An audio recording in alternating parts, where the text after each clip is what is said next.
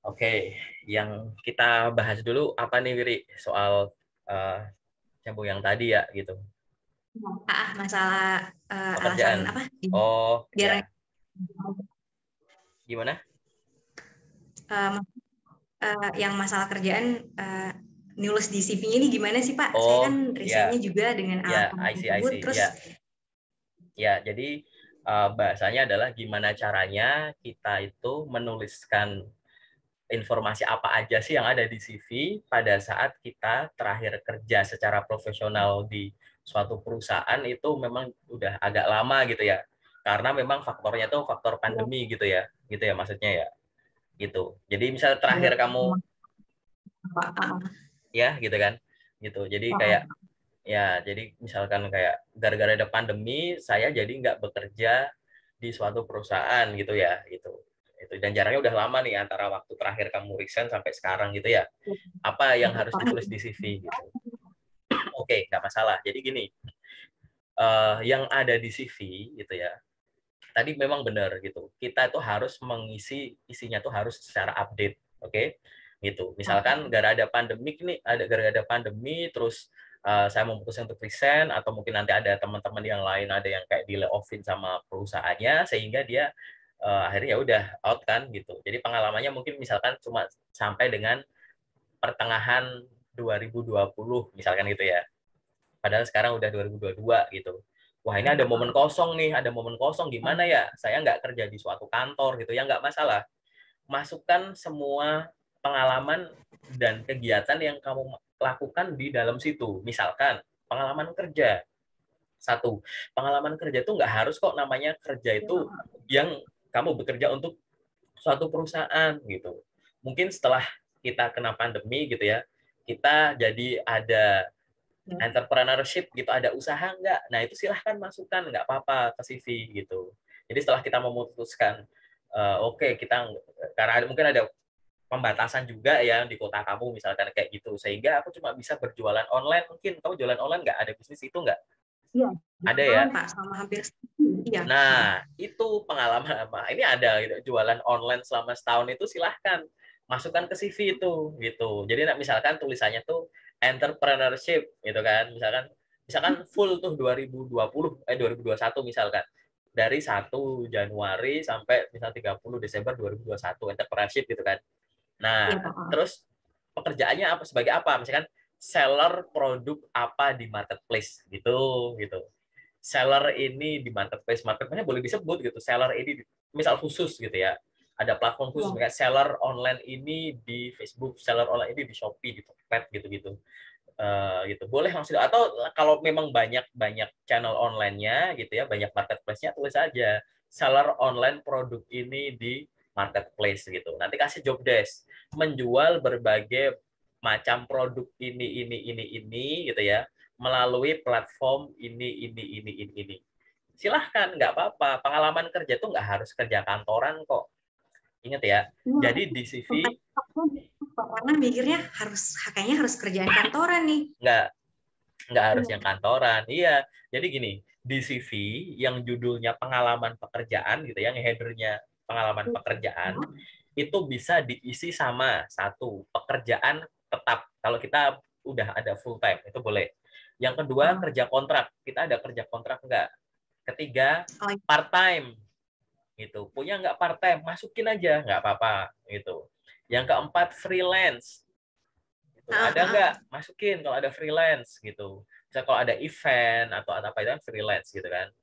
Kayak gitu freelance sambil apa gitu. Terus yang kelima apa tadi entrepreneur gitu, usaha sendiri boleh nggak dimasukin, boleh gitu. Nah untuk teman-teman yang baru lulus sekolah biasanya ada nomor 6 tuh internship gitu, jadi paid internship gitu ya, magang yang dibayar gitu ya, itu boleh masuk juga gitu. Terus yang ketujuh magang yang nggak dibayar gitu. Nah 7 poin ini tuh boleh kok dimasukkan gitu, sehingga nggak perlu khawatir gitu ya, kalau misalkan waduh aku dalam tanda kutip jadi korban nih gara-gara COVID gitu kan gitu, alasan keluar gara-gara pandemi gitu kan, terus habis itu daripada wah ini tapi kan ini aku kan cuma usaha kecil-kecilan, aku cuma kerja sampingan, jangan lihat itunya gitu. Kamu harus pede sama usaha kamu, itu termasuk pengalaman kerja, silahkan tuliskan Karena memang kamu lakukan, ada value di dalamnya, kita yang membaca CV itu juga tetap melihat bahwa Anda itu punya inisiatif gitu, dan Anda tetap produktif.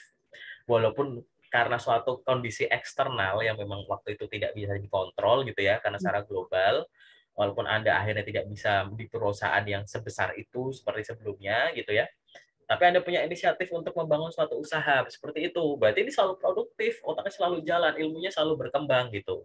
Jadi masukkan saja, nggak usah khawatir gitu. Itu kan itu.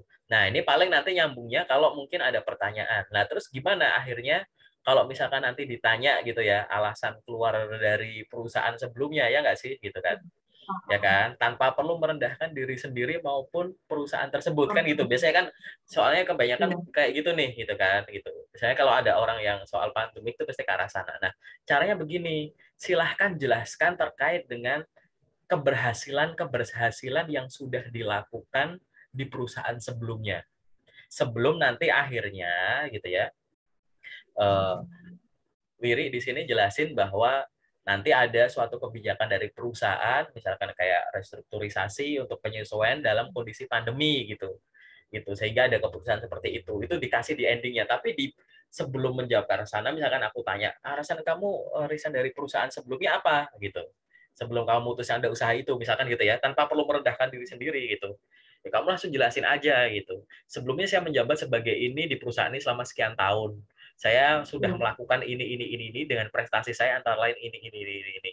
Itu yang sudah saya lakukan, berkontribusikan selama saya masih ada di sana. Kemudian ada pandemi datang gitu ya, ibaratnya gitu, perusahaan memang ada kebijakan untuk melakukan restrukturisasi seperti itu, sehingga diputuskan saya tidak bisa melanjutkan bekerja di perusahaan tersebut. Namun saya di sana sudah berhasil melakukan ini. Nah, saya melihat ini bukan sebagai suatu akhir dari karir saya, sehingga saya berinisiasi untuk membuka suatu usaha, yaitu jual ini ke seluruh Indonesia melalui marketplace ini. Wah, itu menarik sekali bercerita seperti itu. Kamu nggak perlu merendah. Iya. Masih, Pak.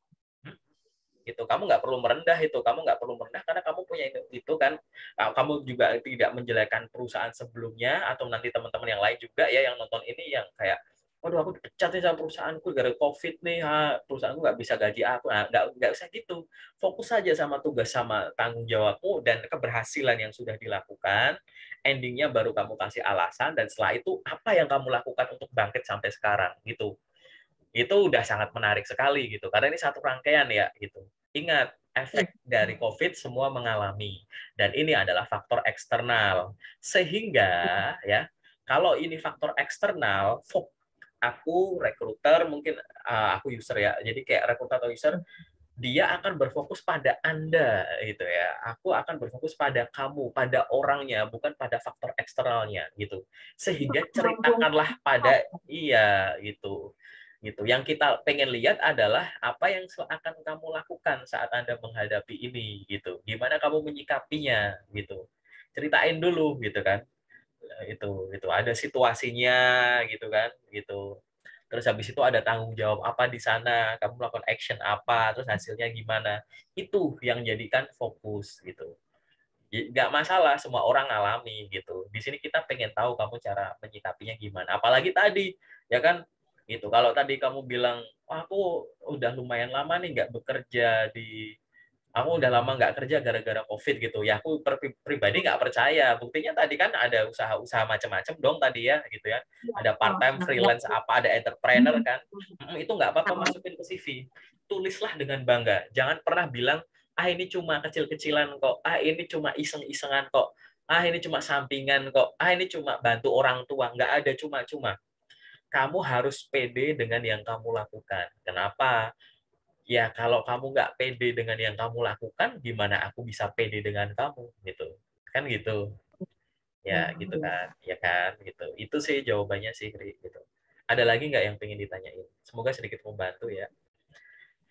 Mungkin Pak, kadang kayak nggak tahu ya, mungkin cuma atau banyak teman-teman juga yang lain ngerasain kadang tuh minder dulu. Sih kita udah kosongnya, jadi lebih aduh gimana ya kayak gitu. Justru pesaingnya kita makin banyak karena fresh graduate kan makin ini Pak sekarang. Nah dibanding kita yang udah lama kosong ini kayaknya lebih insecure duluan sebelum kita maju. Oke, jadi kayak begini, Ri. Kita tidak perlu mengkhawatirkan orang lain. Oke. Kita hanya perlu fokus pada diri sendiri untuk membawa kebaikan ke diri sendiri dulu, baru ke lingkungan. Ke lingkungan ya ke orang-orang dan perusahaan yang lain-lain gitu. Nah, perasaan insecure akan muncul pada saat kamu itu berusaha untuk menakar sesuatu yang belum real. Kamu hanya melihat sesuatu, terus kayak, oh sekarang fresh itu banyak ya. Kamu nggak ada action nih. Kamu menakar gini nanti stres sendiri gitu. Fokus Belum nyoba. saja. Fokus tadi sama internal dulu gitu kan. Percaya sama kemampuan yang sudah kamu peroleh gitu ya.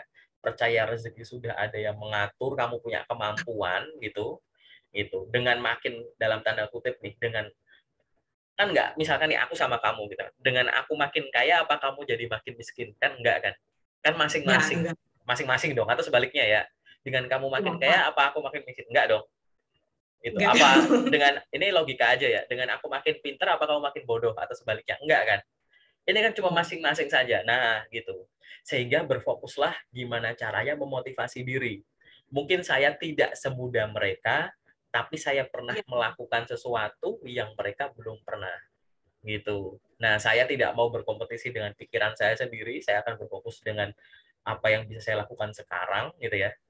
Gitu. Dan saya akan mencari perusahaan-perusahaan yang memang membutuhkan kerjasama dengan saya gitu. Jadi saya tinggal nunggu waktu untuk ditemukan saja gitu aja. Ya dengan seperti itu gitu ya. Nanti kekhawatiran-kekhawatiran tanpa dasar itu bisa hilang. Jadi kalau kamu mau khawatir seolah-olah tuh kamu tuh jawab sama dirimu sendiri, ntar dulu ya khawatirnya aku lagi optimis nih. Nanti dulu khawatirnya aku masih sibuk nyari kerja nih. Gitu. Itu udah itu cara menata hati aja itu biar. Tapi benar itu harus dilakukan karena pada akhirnya yang membunuh ide kita itu adalah kejenuhan kita sendiri. Bukan karena kita nggak punya kemampuan. Banyak orang ya di tengah pandemi ini kan yang sharing begini kan banyak ya gitu. Banyak yang kemampuannya luar biasa, tapi dia seolah-olah tidak punya kemampuan karena jenuh. Jadi begitu jenuh tuh skill dia tuh kekunci aja gitu. Ide Jadi dia stop gitu. kekunci, langsung ke stuck gitu. Kan sayang, padahal dia tuh potensinya gede gitu. Nah, yang perlu dia lakukan hanya tadi mencari orang atau sesuatu yang bisa membangkitkan itu lagi untuk ngebuka itu. Kalau udah kebuka ya udah, dia akan seperti dulu kala lagi gitu. Karena memang tadi ya COVID itu sesuatu yang mengagetkan. Bukan hal yang mudah dihadapi gitu, kayak kaget gitu. Semuanya juga kaget, perusahaan pun juga kaget. Tapi nggak masalah. Yang penting itu satu, manage biar kita nggak jenuh. Karena jenuh itu mematikan. Jenuh itu mematikan ide, mood, mau gerak aja males gitu. Udah kayak gitu. Gitu sih, Gimana Rik. dibatasi mana, nggak bisa Ya, betul. apa-apa. Betul, kayak begitu gitu. Itu sih, Rik. Itu. Ada lagi nggak yang pengen? Yang sifatnya general masih ada nggak? Cukup sih Pak. Cukup ya? Udah Oke. seenggaknya merasa semangat nih. Oh, bukan insecure itu bukan bukan itu yang utama. Yang utama itu saya butuh, saya mau nyari, niatnya dulu ngumpulin terus actionnya mana gitu. Oke, siap. Berarti ini kita ke sesi yang detail ya. Aku tunjukin sekarang.